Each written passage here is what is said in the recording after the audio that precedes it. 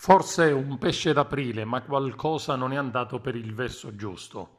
Il sito dell'Inps infatti prima comunica che dal 1° aprile, cioè oggi, le domande per l'indennità da 600 euro che spettano agli autonomi come bonus di marzo per i mancati guadagni causati dall'epidemia saranno valutate in ordine cronologico, cioè chi prima arriva prima prende soldi. Subito dopo l'Inps nega il click day e cancella l'informativa pubblicata sul sito.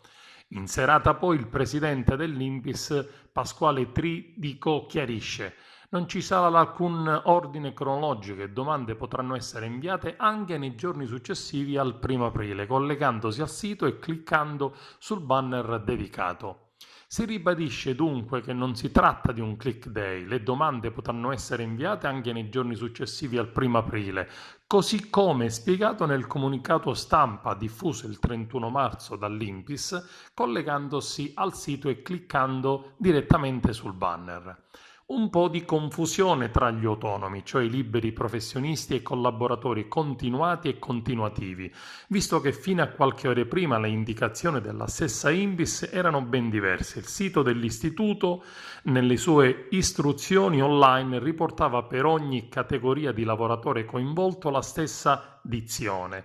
In ragione di quanto sopra, l'Inps riconosce l'indennità in base all'ordine cronologico di presentazione delle domande e le ragioni di quanto sopra sono proprio i limiti di spesa complessivi imposti dal decreto 18/2020 Cura Italia, limiti di spesa che obbligano di fatto l'Inps a stabilire un criterio di distribuzione dei 3 miliardi stanziati dal decreto del 17 marzo in grado di coprire 5 milioni di lavoratori.